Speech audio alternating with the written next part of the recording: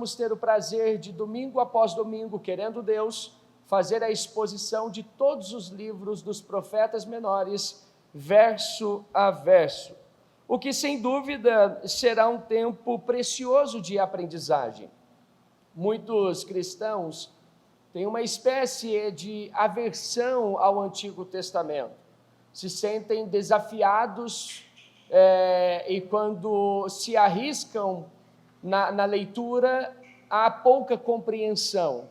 Então nós queremos, em alguma medida, ajudar os irmãos nesse sentido.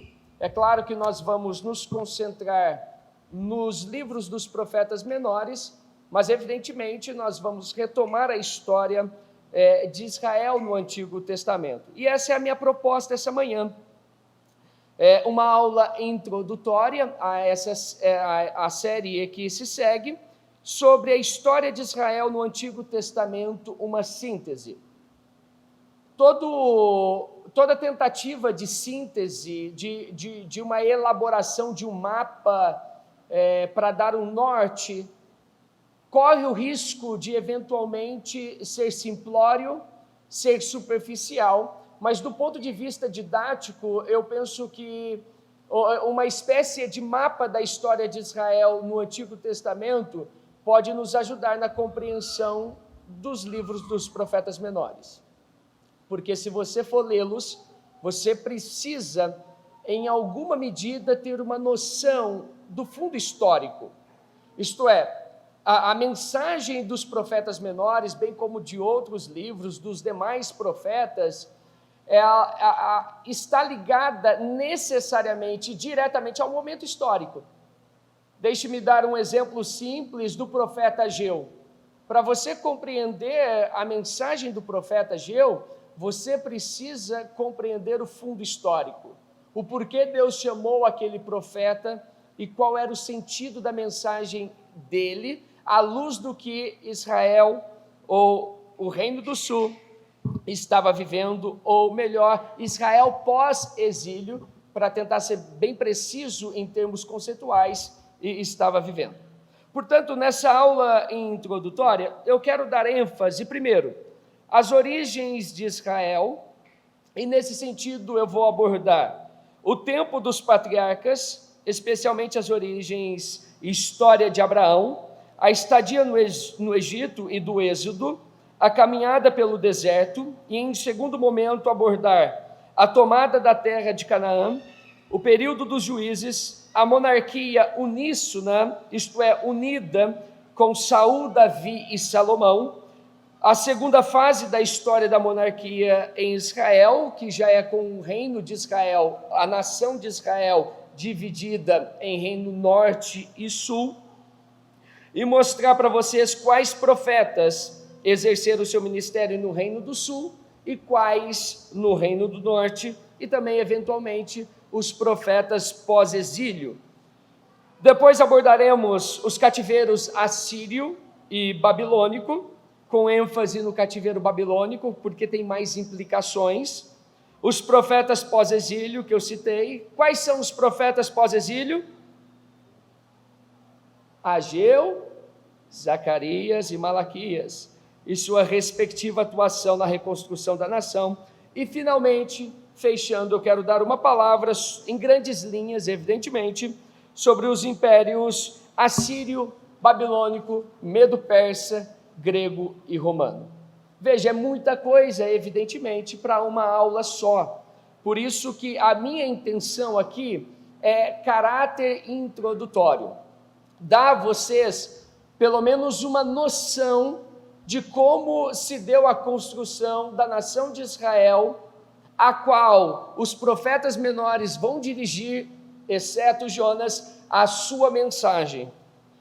E, portanto, nós vamos iniciar em Gênesis. Eu não vou me concentrar, como é meu costume, como eu acho que é a melhor abordagem, em um texto bíblico, explicar o texto bíblico, porque eu quero mostrar o desenvolvimento da nação de Israel no Antigo Testamento. Evidentemente, quando chegar nos profetas, aí a abordagem vai ser expositiva, verso a verso.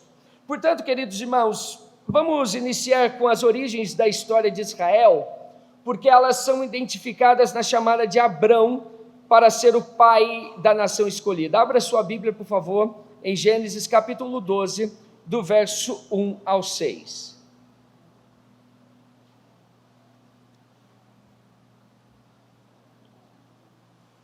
Gênesis capítulo 12, do verso 1 ao verso 6. Diz o texto bíblico: Ora, disse o Senhor a Abrão: sai da tua terra, da tua parentela e da casa de teu pai, e vai para a terra que te mostrarei. De ti farei uma grande nação, e te abençoarei, e te engrandecerei o nome. Sê tu uma bênção. Abençoarei os que te abençoarem, e amaldiçoarei os que te amaldiçoarem. Em ti serão benditas todas as famílias da terra. Partiu, pois, Abrão, como lhe ordenara o Senhor, e Ló foi com ele. Tinha Abrão 75 anos quando saiu de Harã. Levou Abrão consigo Sarai, sua mulher, e a Ló, filho de seu irmão, e todos os bens que haviam adquirido, e as pessoas que lhe acresceram em Harã, partiram para a terra de Canaã, e lá chegaram. Esses versos, queridos irmãos, eles descrevem o início da história de Israel. E no verso 7, que é o seguinte, Deus se manifesta a Abrão e lhe faz uma promessa. Apareceu o Senhor a Abrão e lhe disse: darei à tua descendência esta terra. Ali edificou Abrão um altar ao Senhor que lhe aparecera. Queridos, na sequência, por conta de uma fome que se instalou na terra, Abrão desce ao Egito e depois acontece a separação de Abrão e Ló. Ló, como vocês sabem, ele escolheu as campinas do Jordão e Deus graciosamente confirma a Abrão a promessa da terra de Canaã mais uma vez. Veja comigo, Gênesis capítulo 13, do verso 14 ao 18. Gênesis capítulo 13, do 14 ao 18. Disse o Senhor a Abrão, depois que Ló se separou dele: ergue os olhos e olha desde onde estás para o norte, para o sul, para o oriente e para o ocidente. Porque toda essa terra que vês, eu te darei, a ti e a tua descendência para sempre. Farei a tua descendência como o pó da terra, de maneira que se alguém puder contar o pó da terra, então se contará também a tua descendência. Levanta-te, percorre essa terra no seu comprimento e na sua largura, porque eu te darei. E Abrão, mudando as suas tendas, foi habitar nos carvalhais de Manre, que estão junto a Hebrom, e levantou ali um altar ao Senhor. Perceba, queridos irmãos, como Deus articula a promessa a Abrão, de modo a levá-lo a perceber a dimensão e a efetividade da promessa. Deus tinha planos claros, reais, com essa nação que estava ainda em sua origem. Veja os versos 16 e 17. Farei a tua descendência, palavra a Abrão, como o pó da terra, de maneira que se alguém puder contar o pó da terra, então se contará também a tua descendência. Levanta-te, percorre essa terra no seu comprimento e na sua largura, porque eu te darei. Depois, lá no capítulo de número 15, Deus anima o coração de Abrão com a promessa de um filho, porque era necessário, para a efetividade da promessa de Deus a Abrão, um filho, embora houvesse ali algum nível de dificuldade, porque a esposa de Abrão era estéril, não podia conceber um filho. Veja comigo, Gênesis capítulo 15, do verso 1 ao 7, em que Deus faz essa promessa. Gênesis capítulo 15, versículos de 1 a 7. Depois destes acontecimentos, veio a palavra do Senhor a Abrão numa visão e disse: não temas, Abrão, eu sou o seu escudo, e teu galardão será sobremodo grande. Respondeu Abrão: Senhor Deus, Que me haverás de dar se continuo sem filhos e o herdeiro da minha casa é o Damasceno Eliezer? Disse mais Abraão: a mim não me concedeste descendência, e um servo nascido na minha casa será o meu herdeiro.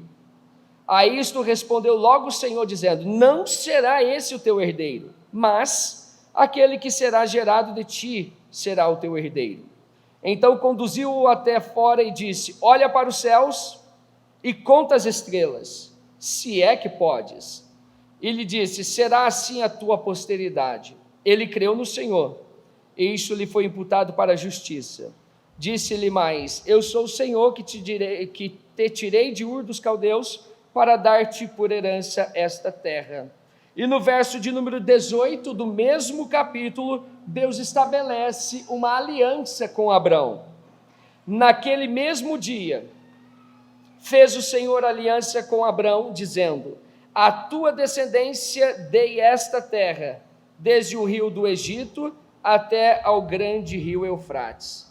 Queridos, nesses versos que nós lemos, é interessante destacar as metáforas que Deus utiliza para indicar que de Abraão sairia uma grande nação. Veja comigo, Gênesis 13, 14. Abraão podia olhar em qualquer direção, e tudo quanto visse seria seu. Segundo, Gênesis capítulo 13, verso 16.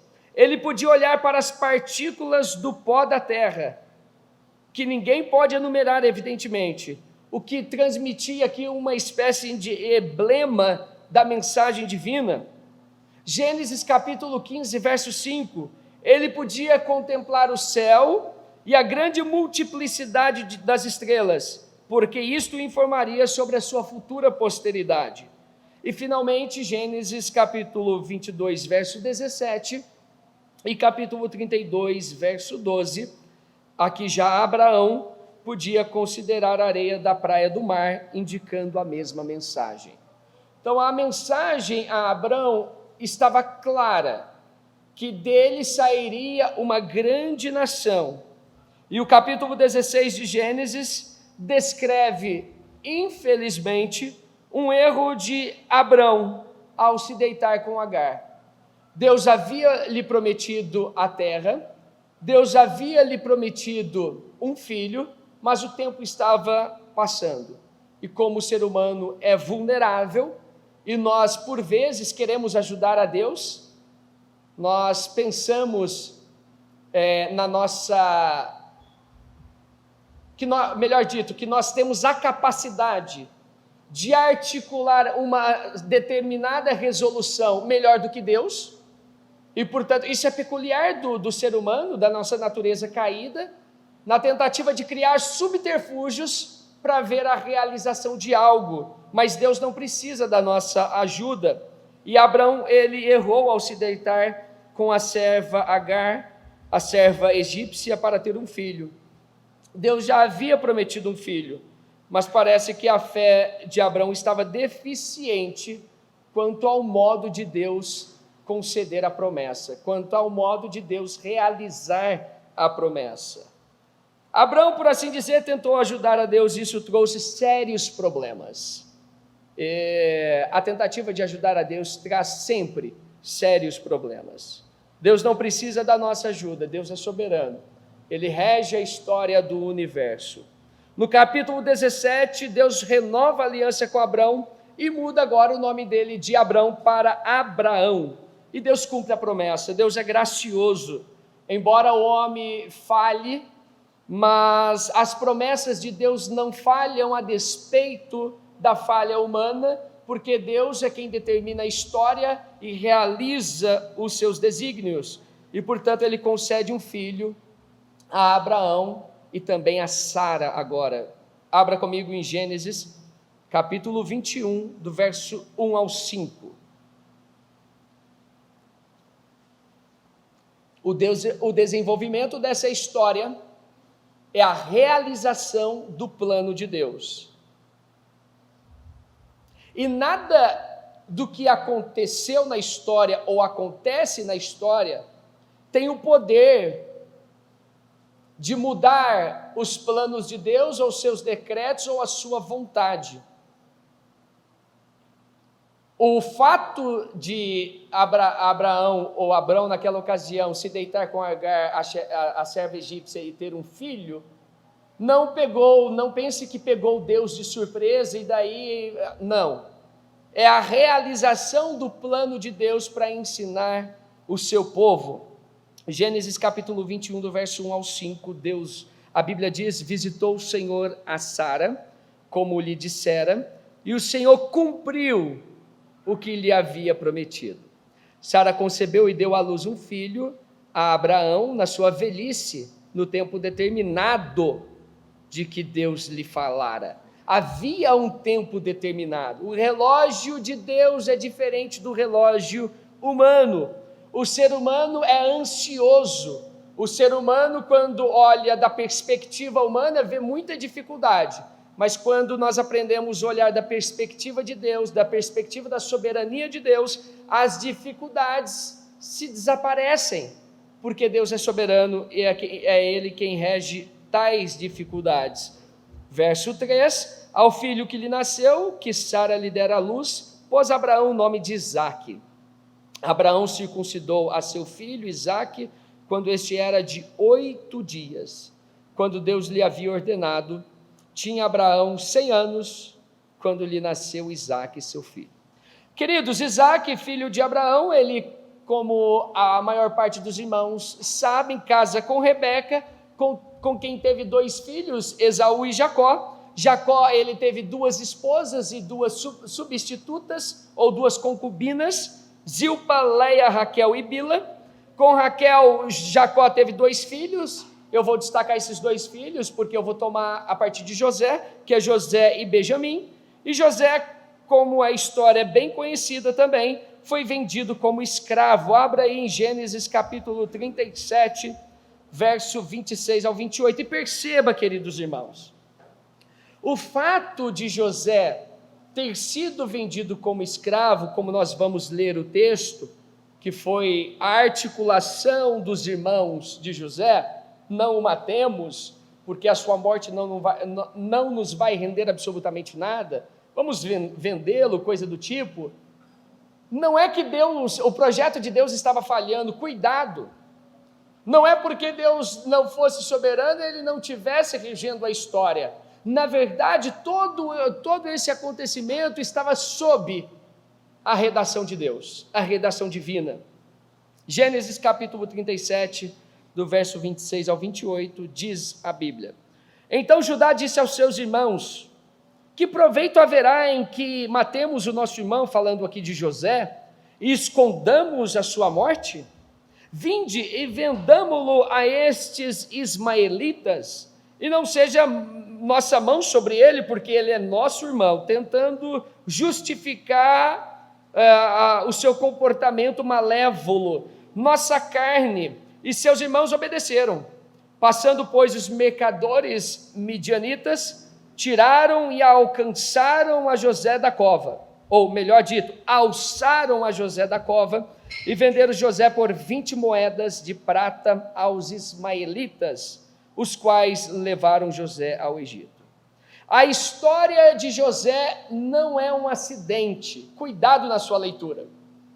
A história de José não é um acidente, pelo contrário, Deus estava regendo a história, ou melhor dito, Deus rege a história, tudo naquele momento, com o propósito de formar um povo para si. No Egito, José trabalhou na casa de Potifar, foi para a prisão, interpretou sonhos na prisão, depois interpretou os sonhos de Faraó, até se tornar governador do Egito e de lá chamar a sua família. Gênesis capítulo 46. Gênesis capítulo 46, do verso 1 ao 5. Gênesis capítulo 46, do verso 1 ao 5. Partiu, pois, Israel com tudo o que possuía, e veio a Berseba e ofereceu sacrifícios ao Deus de Isaque, seu pai. Falou Deus a Israel em visões de noite e disse: Jacó, Jacó. Ele respondeu: eis-me aqui.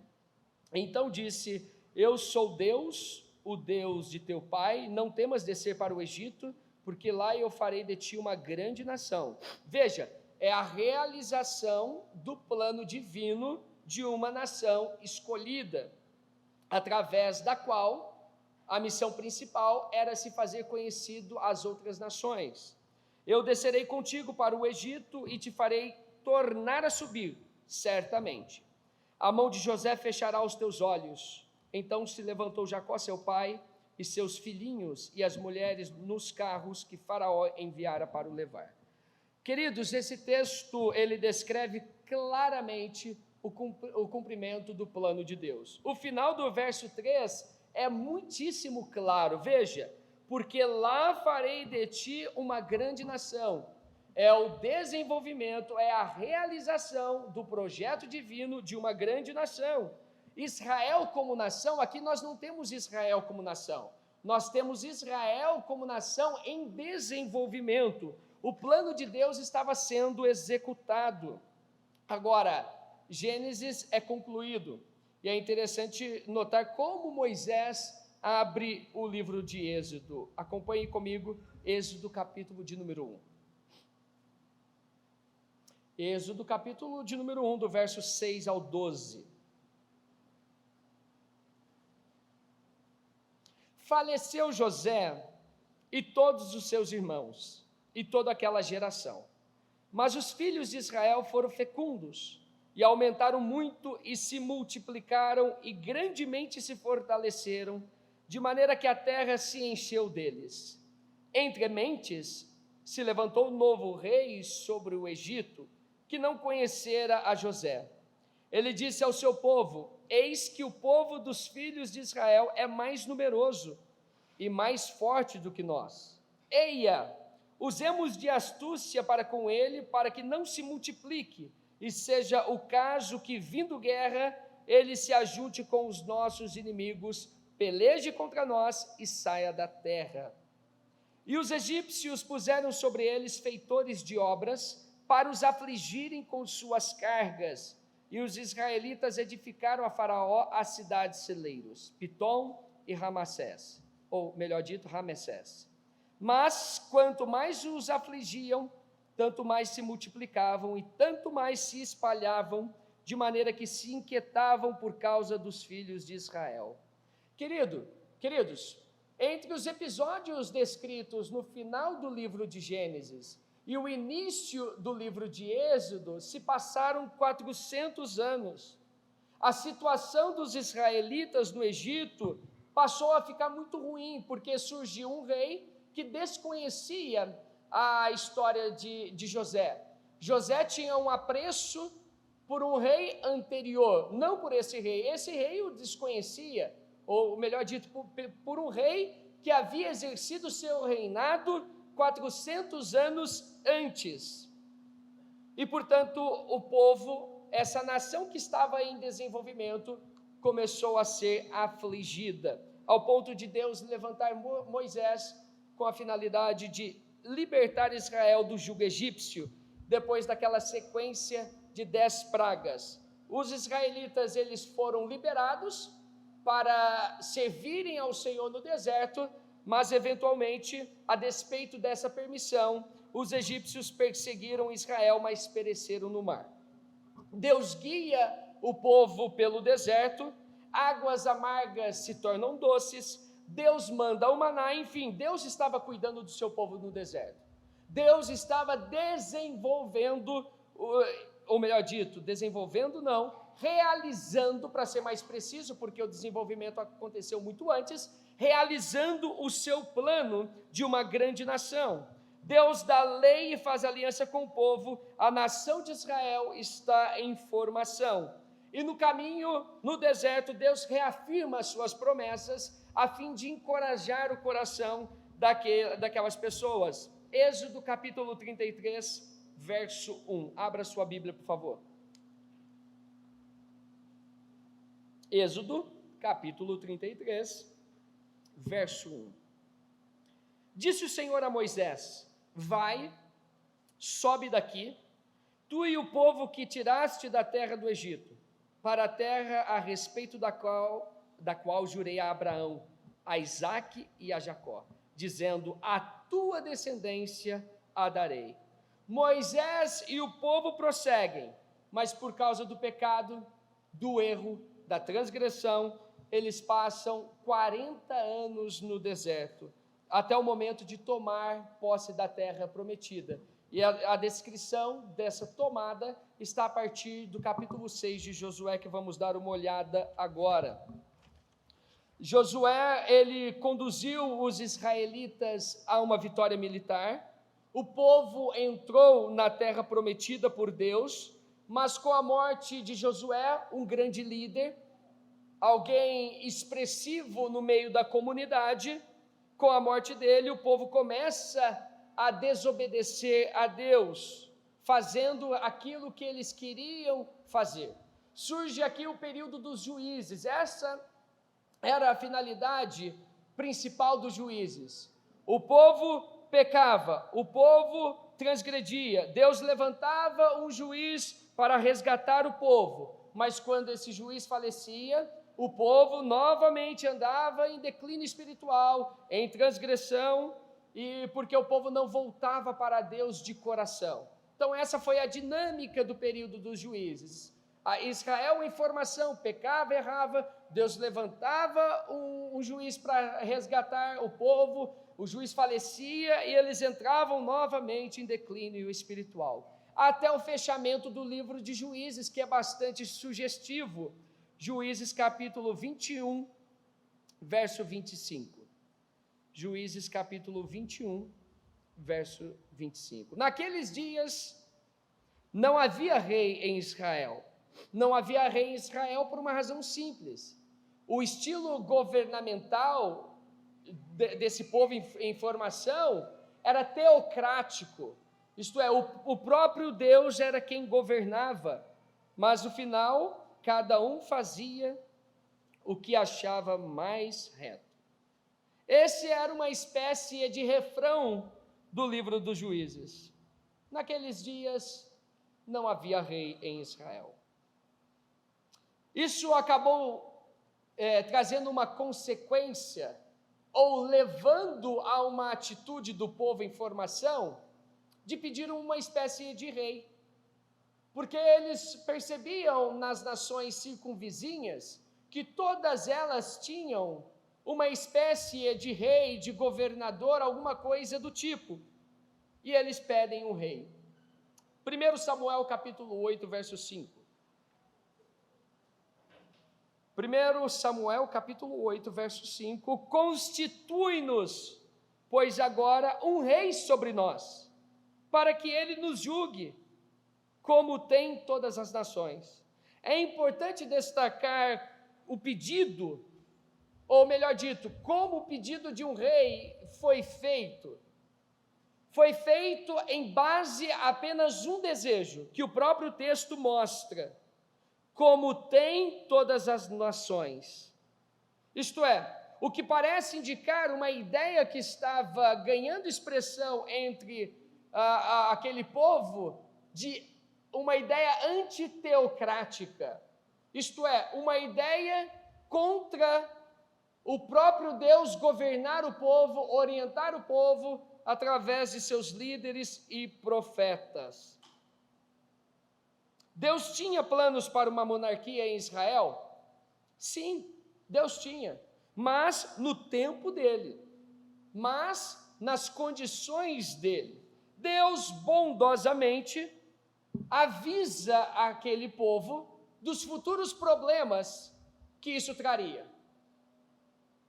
E aqui uma lição muito prática a todos nós: quando realizamos alguma coisa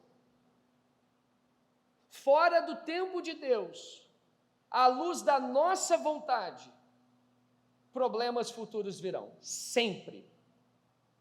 Deus usa o profeta Samuel para descrever ao povo os futuros problemas que o pedido deles traria.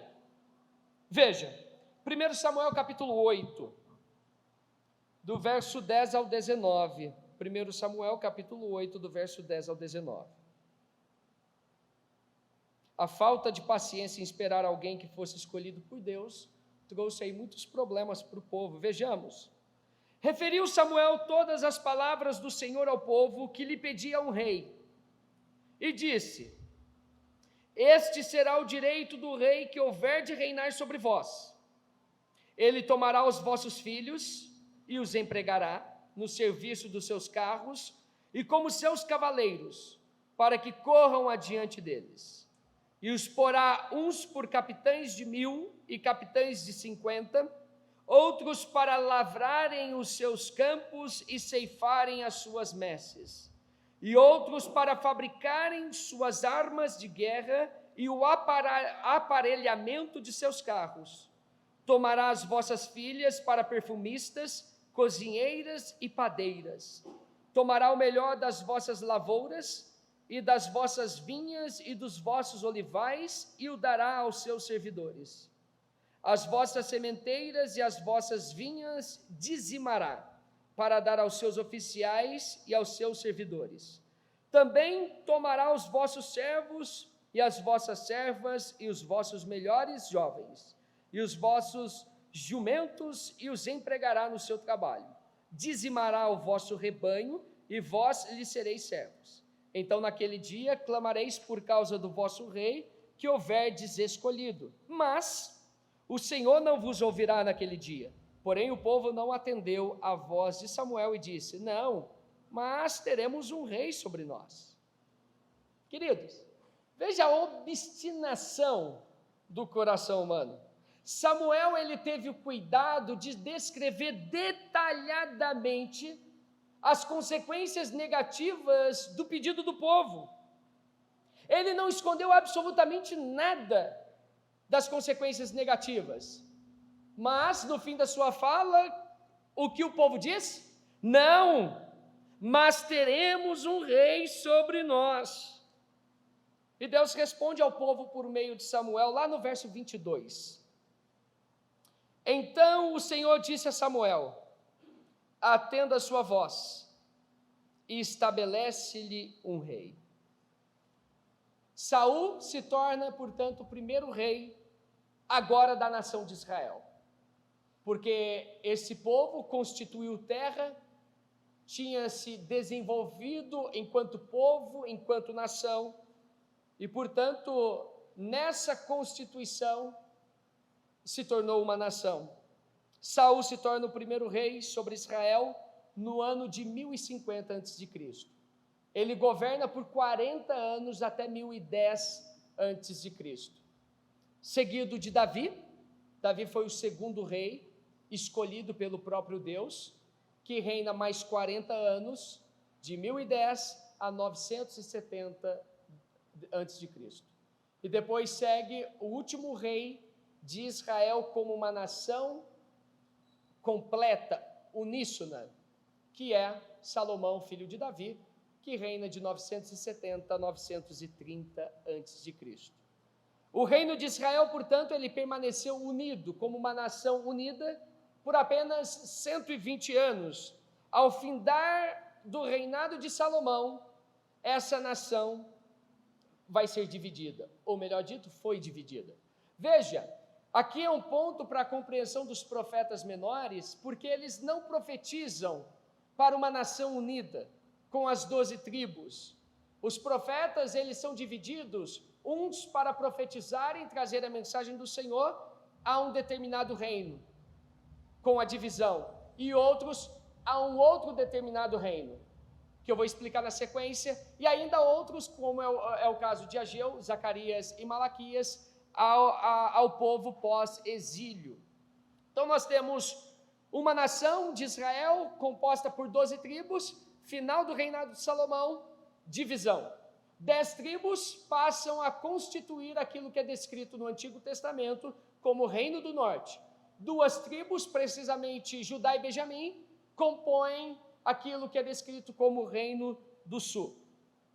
O primeiro rei do Reino do Norte foi um dos filhos de Salomão, que assumiu o reino e, ao invés de escutar, ouvir os conselhos de quem havia participado do reinado do seu pai, dos anciãos, das pessoas mais experientes, ele preferiu ouvir os conselhos daqueles que cresceram juntamente com ele. E, portanto, isso trouxe resultados ruins para o povo. O povo se rebelou e fez Jeroboão o rei deles. Aí aí acontece a divisão do reino. Divisão esta que eu já chamei de 10 tribos, reino do norte, 2 tribos, Judá e Benjamim, reino do sul. O reino do sul, ele teve como primeiro rei Roboão, e o reino do norte teve como primeiro rei Jeroboão.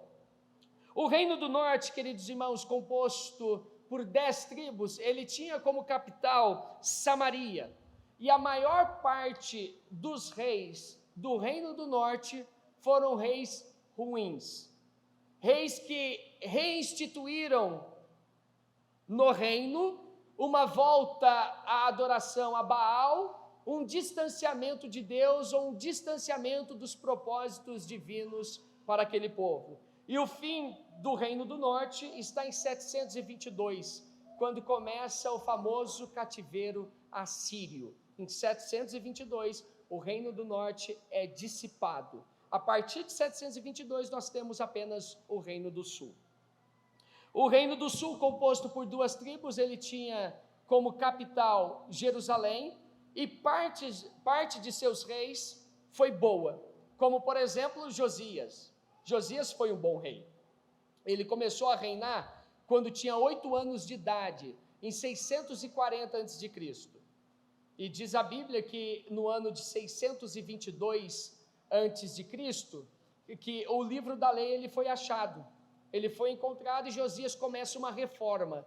O que caracterizava os reis bons era a perspectiva de reforma para trazer novamente o povo para perto de Deus. Josias fez isso quando ou melhor dito, o livro da lei foi achado. Mas ele morre em 609 a.C. Quando ele morre, a nação, ou melhor dito, o reino do sul, Judá, entra em declínio até chegar ao cativeiro babilônico, em 605 a.C. Queridos, agora uma palavra ainda sobre os 12 profetas menores. Eles totalizam 12 profetas, 4 deles exerceram ministério no reino do norte. Isto é, 4 deles exerceram ministério até o ano de 722. Quais são? Oséias, Amós, Jonas e Naum. Jonas é caracterizado como um profeta que pertencia ao reino do norte, embora fosse enviado a uma outra nação. E por isso ele é descrito como um profeta, um missionário transcultural. Foi o único com essa descrição, e o livro é de uma riqueza imensa, e vai ser o nosso primeiro livro de exposição. Eu quero até convidá-los, para quem já leu ou quem ainda não leu, leia novamente ou leia pela primeira vez Jonas. É de uma espécie de encorajamento para a vida cristã, porque descreve a soberania de Deus de uma forma tão maestral que a leitura nos encoraja em dias tão difíceis como nós estamos vivendo. E nós vamos ter a oportunidade de analisar o texto de Jonas verso a verso. Outros 5 dos profetas, dos 12, profetizaram para o reino do sul, que foram, Joel, Obadias, Miqueias, Abacuque e Sofonias.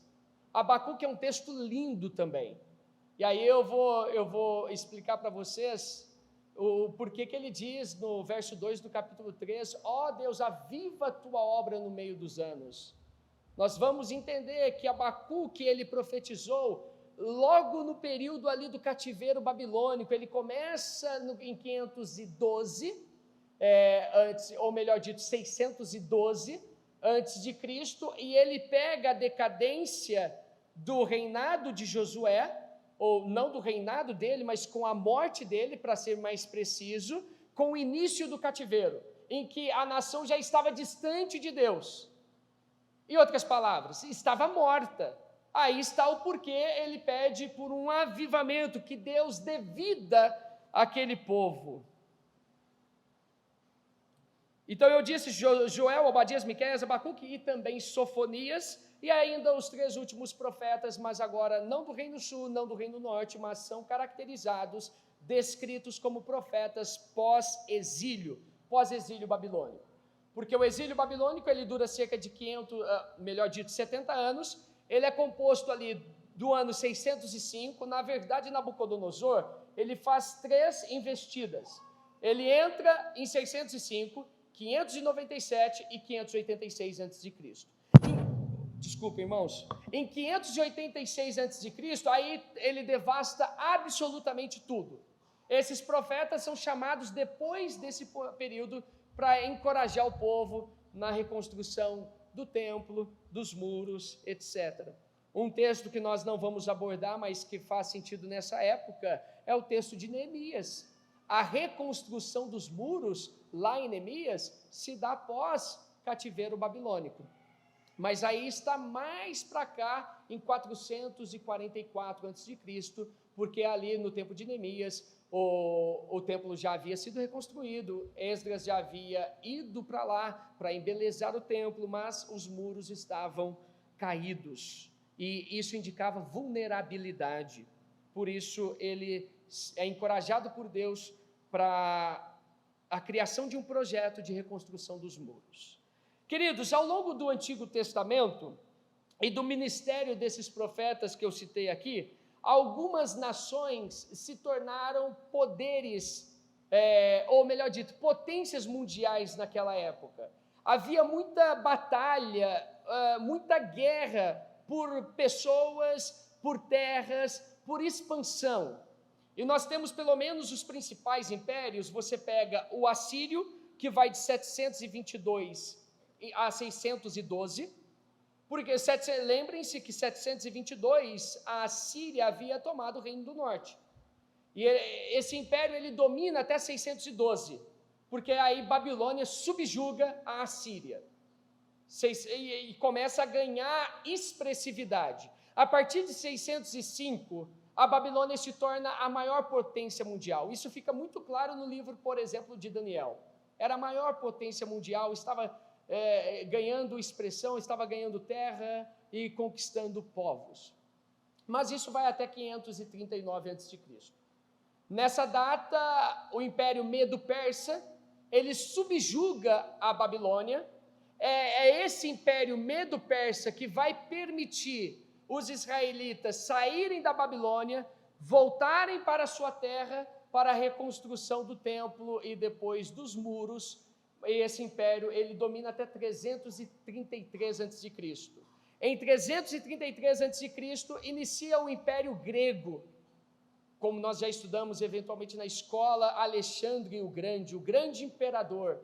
Em 10 anos ele ganhou terra, conquistou povos, expandiu a cultura helênica. O grego era expressivo na época, a ponto do Novo Testamento ter sido escrito em grego, mas ele domina apenas por 10 anos, e ele fez tudo isso por 10 anos, até 323 a.C., e depois em 146 a.C., o Império Romano começa o seu domínio, e aí a gente percebe ao longo do Novo Testamento o domínio do Império Romano. Queridos irmãos, em síntese, essa é a história de Israel no Antigo Testamento, e nós esperamos que todos nós sejamos edificados ao longo desses estudos expositivos nos livros dos profetas menores que nós iniciamos hoje. Nas 2 próximas aulas ainda, elas têm caráter introdutório, porque na segunda aula eu quero fazer uma visão panorâmica entre os profetas menores, pelo menos inicialmente 9 na primeira aula, aqueles que exerceram o seu ministério no Reino do Sul e no Reino do Norte, e na segunda aula, os profetas pós-exílio. Eu penso que essas aulas são oportunas para vocês terem uma visão panorâmica, para entenderem como o contexto histórico é importante na compreensão do texto bíblico, porque eu vou dar alguns exemplos, para depois, definitivamente, a gente começar a nossa série de exposições em Jonas. Amém? Tenhamos uma palavra de oração. Senhor, somos gratos a Ti por Sua palavra, porque a sua palavra orienta as nossas vidas, molda o nosso modo de ser neste mundo, e nós não queremos tão somente amá-la, mas estudá-la, porque a compreensão da sua palavra leva-nos para mais perto de ti. O que o teu povo mais precisa, Pai, é da tua palavra. O que o teu povo mais precisa é do conhecimento claro e sadio da sua palavra, porque esse conhecimento abençoa famílias, pais, mães, filhos, relacionamento familiar, vida financeira, vida em família, vida acadêmica e também profissional. Dá-nos um bom período aqui de estudo da sua palavra, dando-nos graça na exposição, clareza e também levando os teus filhos à compreensão, porque esse é o nosso objetivo primeiro, que os teus filhos saiam edificados por sua palavra, em nome de Jesus. Amém.